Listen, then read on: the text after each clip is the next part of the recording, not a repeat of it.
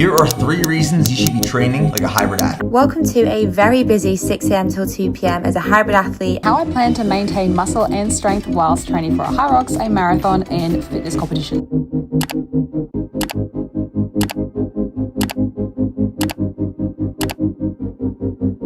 Hybrid training, is it worth the hype?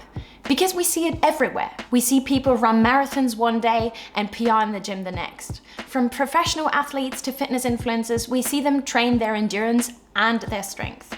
So it feels like the ultimate way to train. Strong and fast, powerful and enduring. But can you balance both without burning out? And can you make it work when you are not a full-time athlete and you just want to train to feel good in both worlds? That's exactly what we are breaking down in today's video. Welcome back to my channel, my friends. As someone who likes to train in a variety of different training styles while working towards some personal fitness goals and sprinkling in some events along the way, I know that the hybrid space can be very confusing, especially as a beginner. And on the internet, people have many different opinions on whether hybrid training actually works or not, and how to organize your training sessions so that you get the best results. Therefore, in this video, I thought we look into what science says about how you can structure endurance and strength training at the same time, and how professionals advise their athletes to get the best out of both worlds. So today we will talk about what hybrid training really is and if it works, what hybrid training looks like, so the endurance as well as the gym side of things, and finally how to structure our training to get the best results. And if you're new, by the way, hi, I'm Elisa. I'm currently finishing up my master's degree while working a part-time IT job, and in my free time I like to explore how we can use science to get the best out of our training experience from both the physical as well as the mental side of things. Feel free to subscribe if that sounds like something that interests you, but without further ado, let's get into the video. So what is hybrid training actually? It basically just means to combine strength training and endurance training within the same training phase. So within the same week and sometimes even the same day. That could be anything from running, cycling or swimming combined with your strength training styles like strength building or hypertrophy or any other strength related training style. You might also hear it referred to as concurrent training in scientific literature. Concurrent literally means happening at the same time. And in this context, it means the simultaneous pursuit of 2 adaptations that are traditionally thought to pull the body into opposite directions. Strength training primarily targets muscle hypertrophy and neural adaptations, making muscles stronger and more efficient at producing force. Endurance training, on the other hand, focuses on cardiovascular efficiency, aerobic capacity, and the body's ability to use oxygen to sustain effort over time. Now, in theory, combining both sounds like the perfect way to go. You'd think that training both strength and endurance together would give you the best out of both worlds. Power, performance, and stamina. But physiologically, it's a little bit more complicated than that, which is why people are not always of the same opinion when talking about hybrid training. Research shows that these 2 types of training activate different cellular pathways in the body. When performed too close together, these 2 pathways can sometimes interfere, which is a phenomenon called the interference effect. So doing a hard endurance session right before or after your strength workout might limit the amount of gains that you can make in that session. But, and this is important, recent research shows that the interference effect isn't inevitable. When balanced intelligently, concurrent training can actually lead to impressive improvements in both strength and endurance, especially for recreational or non-elite athletes like most of us. So hybrid training is not about doing everything all at once. It's about combining strength and endurance strategically so that the systems work together instead of against each other. Because if done right, it looks like that strength and endurance training are amazing complements to each other. Resistance training reduces the risk of injury that are related to endurance motions. So you're running or you're cycling and the impact your body goes through. It also improves your biomechanics for the endurance sports motion and reduces the amount of energy needed to perform endurance sport at a given speed. And added onto that are all the other benefits that are unrelated to endurance training specifically, like being valuable for bone health and your metabolism. On the other hand, endurance training has many benefits for life, like cardiorespiratory, bone, as well as mental health benefits. And if you're interested in some of the benefits that running can have for you and a bit more detail, I have made a video all about that, so you can check that out. Now that we know what hybrid training actually means, let's start with the endurance side of things. And the biggest mistake that people make when they think about endurance work is that it needs to be hard. But in reality, well-trained endurance athletes and most hybrid athletes train easy most of the time. Scientific studies looking at elite athletes consistently show that the most effective structure for endurance development is what's called a polarized or pyramidal intensity distribution. That basically means most of your training, roughly 70 to 80%, happens at low intensity, often referred to as your heart rate zone 2 or intensity zone 1, which is a range of 4 to 6 RPE. And if nothing of what I've just said sounds familiar to you, you can think of it as being 4 to 6 hard out of 10 hard. A smaller portion, around 20 to 30% for polarized or 10 to 15% for pyramidal training, happens at high intensity. For example, your interval or threshold work. This is your intensity zone 3 or the upper end of your heart rate zone 4 to heart rate zone 5. For this type of endurance training, you are pushing yourself with an all-out effort. So an RPE of 9 to 10 out of 10. Your active time is so demanding that you need to take breaks in between your efforts. The remaining time, so for polarized training, little to none, or for pyramidal training, 10 to 15%, happens at moderate intensities, which refers to the intensity zone 2 at 7 to 9 RPE, or your heart rate zone 3 to the lower end of your heart rate zone 4. These are the workouts we mostly think of when we think about endurance training. This could be a 7-kilometer run where you really push yourself. Breathing during that workout is really hard and you come home and feel completely exhausted. The thing is, you pushed yourself, but you did not give it your all, like for an all-out sprint, for example, because then you would not have been able to keep the pace up for 7 kilometers. And this is why it's often referred to as the gray zone of intensity, because you gave it enough to be fatigued, but you gave it not enough to have the optimal stimulus. Polarized and pyramidal training have been shown to be the most effective way to both improve your aerobic capacity and also your endurance performance while keeping fatigue and the injury risk low. Studies have also shown that athletes following a polarized or pyramidal approach have better results than the ones spending too much time in this gray zone. And that's really nice, especially for us hybrid athletes, because training in this zone 2 does not only mean you are building your aerobic base and getting used to the running motion for longer periods of time, you also can use them as a recovery tool in your plan.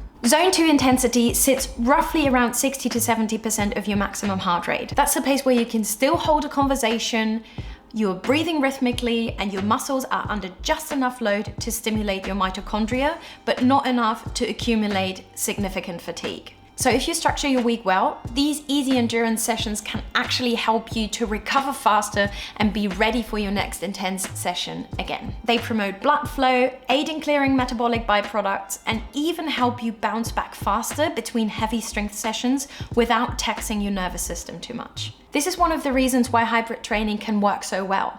Your endurance sessions don't have to be an all-out. In fact, they shouldn't be. When you focus on that low intensity aerobic work for most of your endurance time that you spend in your training plan, it supports both your cardiovascular fitness and the readiness for your next sessions throughout the week. So now that we've talked about the endurance side of things, let's move to the gym. Because here's the thing. Strength training isn't just about building muscle. When done right, it's one of the best tools to make you faster, more efficient, and more resilient as an endurance athlete. So it's a key part of balancing your hybrid plan. To make your training efficient for your hybrid goals, let's start with the basics. If your goal is to improve both strength and endurance, the foundation of your gym work should be compound lifts. These are movements like squats, deadlifts, Romanian deadlifts, bench press, and pull-ups. These big lifts recruit multiple muscle groups at once, improve neuromuscular coordination, and build the kind of full body strength that transfers into running, cycling, or any other endurance activity. But what's important is how you train these lifts. Research shows that for concurrent training, the most beneficial way is to focus on heavy resistance training in the range of about 3 to 6 repetitions per set, using loads around 70 to 85% of your 1 rep max. And different to what you usually do, you should think about your reps for quality and speed. So if you cannot maintain the same speed and quality of your rep, and you think, I have another kind of dirty rep in me, like you would think for your hypertrophy kind of style of training, then you should quit the set and move on to your rest time, because we are looking for these quality movements at the same speed for each rep that we are doing in our set. This kind of training targets neural adaptations, improving muscle fiber recruitment and the rate of force development without causing excessive hypertrophy or fatigue in your muscles, which would then limit you in your endurance sessions that are coming up. Studies found that endurance athletes who add heavy strength training 2 to 3 times a week into their plan improve their running and cycling economy, time to exhaustion, and maximal sprint power, all without negative effects on their aerobic performance. Then when you have covered your big compound lifts that target many muscles in your body at the same time, and you look for the quality sets we've talked about, there are accessory and supportive exercises. These include unilateral and stability focused movements like lunges, step-ups, single leg RDLs, and core work. These are crucial for developing joint stability, reducing injury risk, and balancing muscle imbalances that can come from repetitive endurance training. And don't forget about plyometric and explosive training, like your box jumps, bounds, single leg pogo hops, and medicine ball throw variations. This type of training helps to improve the elasticity, especially in your lower body, to help you improve to spring back into the air as soon as your foot hits the ground.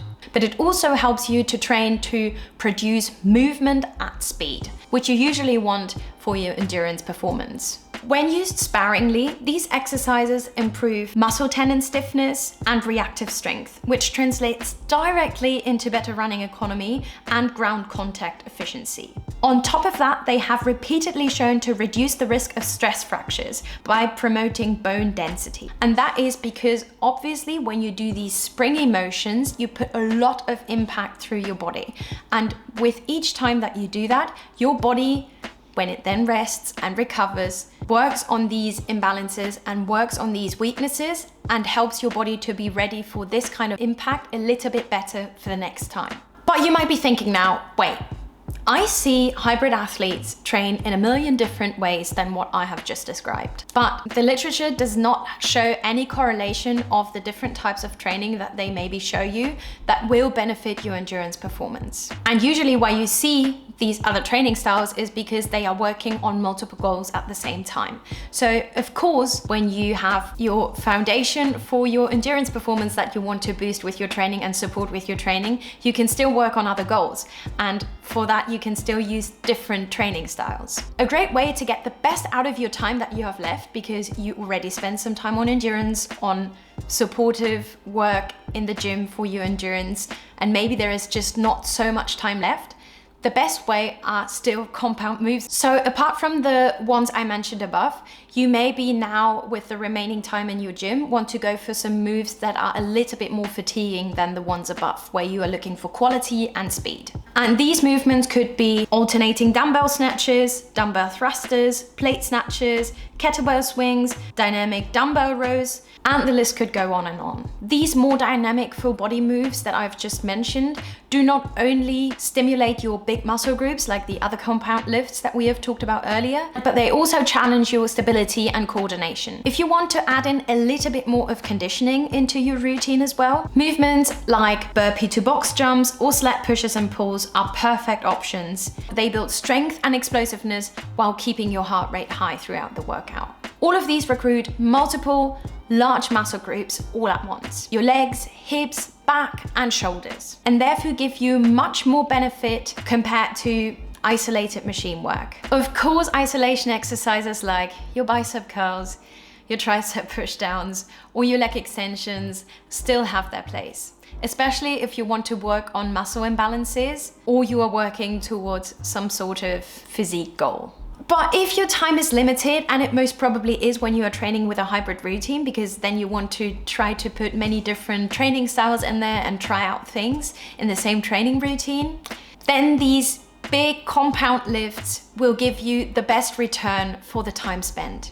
So to sum it up, strength training for hybrid athletes is lifting to perform. So you would like to prioritize compound lifts for full body strength, use heavy but controlled loads for neural adaptations, include accessory work for stability and injury prevention, and sprinkling some explosive work for efficiency and coordination. And with whatever time you have left, you can work towards other goals that you have apart from your endurance. When you train like this, smart, focused, and sustainably, strength training doesn't interfere with your endurance work. It enhances it. And just like with your endurance sessions, the key is structure. You want to plan your strength days so that they don't overlap with your endurance work or hinder your recovery in any way to be ready for your next session again. For most people, that means either spacing them out at least 6 to 8 hours if you train twice a day, or putting them on alternate days if you are training 4 to 6 times a week, for example. That separation gives you enough time to recover and minimizes the interference effect that we have talked about earlier in this video. So in the gym, train heavy, train smart, and remember that strength supports your endurance work and does not hinder you from being super fast.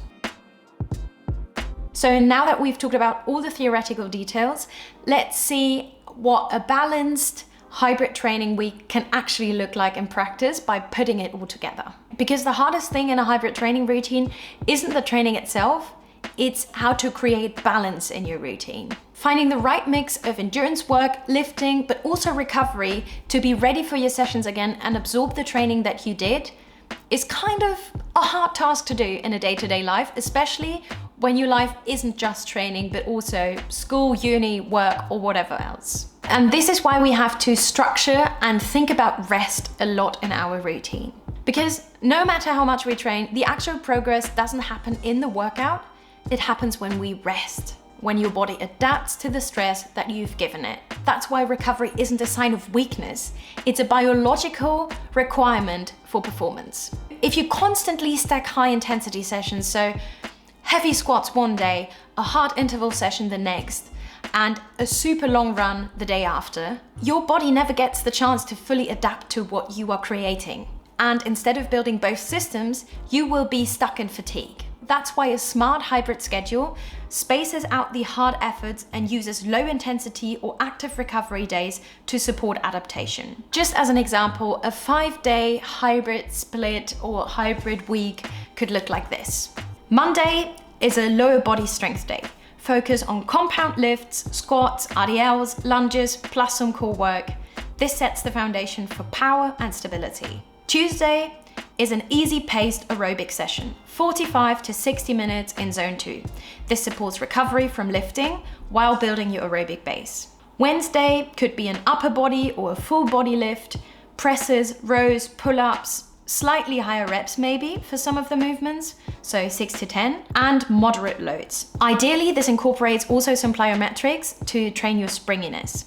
Keep the session efficient and technical. Thursday is rest or active recovery. So if you fancy, you can do yoga, mobility work, or an easy walk, but let your nervous system and connective tissues recover. Friday is then your quality endurance session of the week. This is your harder endurance effort, like intervals, hill repeats, or a threshold run.